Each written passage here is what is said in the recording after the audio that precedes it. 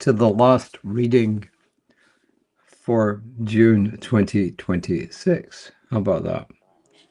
I found this quote, I like it. It's not necessarily tied into today's readings, and it's from, where are we? Positive Quotes for Every Day.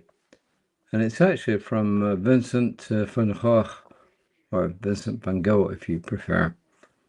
I cannot help it that my paintings do not sell. The time will come when people will see that they are worth more than the price of the paint. What a great understatement in prediction, right? First quote in this reading, which is entitled Love and Gratitude Form a Sacred Cycle. Love and Gratitude Form a Sacred Cycle.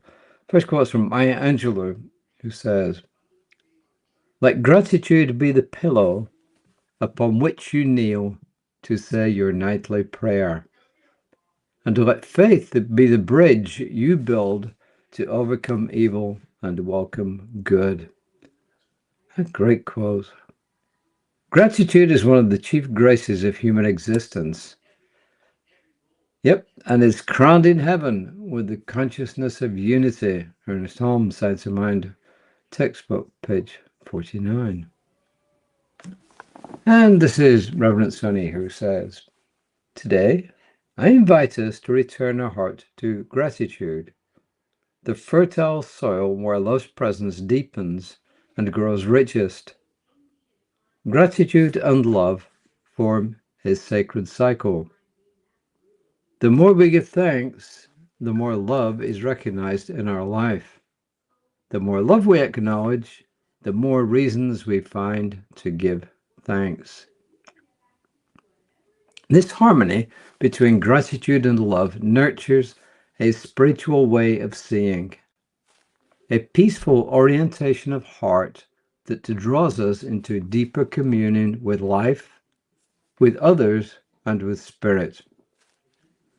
Gratitude shifts our awareness from absence to presence, from lack to abundance, from despair to divine perspective. In this space of mindful appreciation, we begin to notice life's richness in every breath, in every encounter, and in every quiet moment of beauty. And now she challenges us, saying, today, not necessarily right now, but today, intentionally name 3 things for which you are grateful that love brought into your life. Name 3 things for which you are grateful that love brought into your life.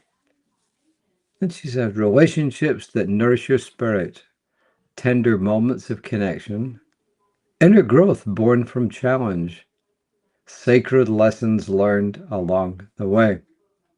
Let each one open your heart and deepen your sense of belonging to the web of life and to spirit.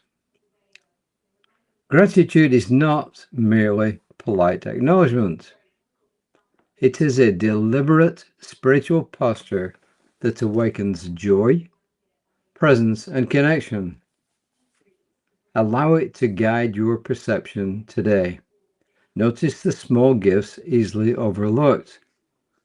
And she suggests them: a kind gesture, a moment of peace, a reassurance from spirit.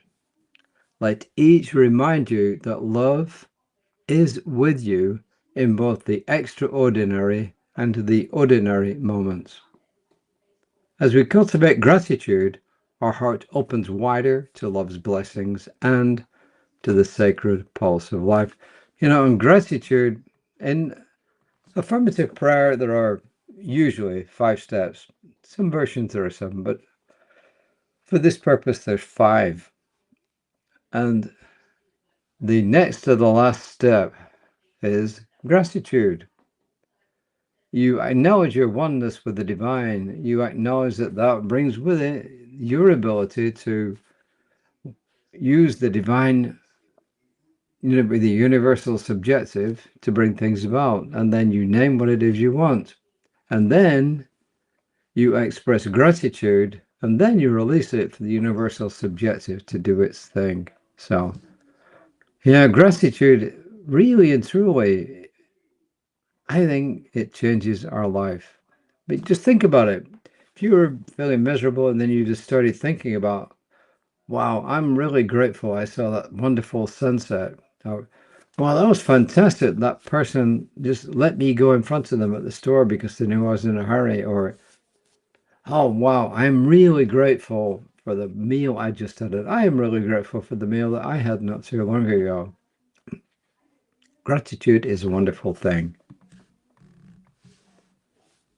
I'm grateful for love in all its expressions. I'm grateful for love in all its expressions. My heart overflows with appreciation. My heart overflows with appreciation. And all pretty good. I should be back tomorrow about 5-ish. Yeah, I should be back about 5-ish tomorrow.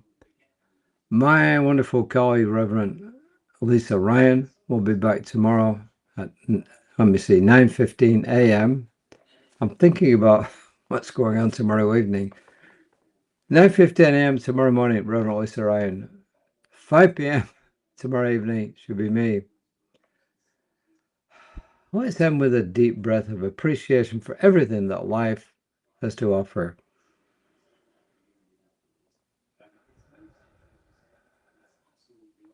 And I'm grateful for all of you. And that is my prayer for today. Namaste.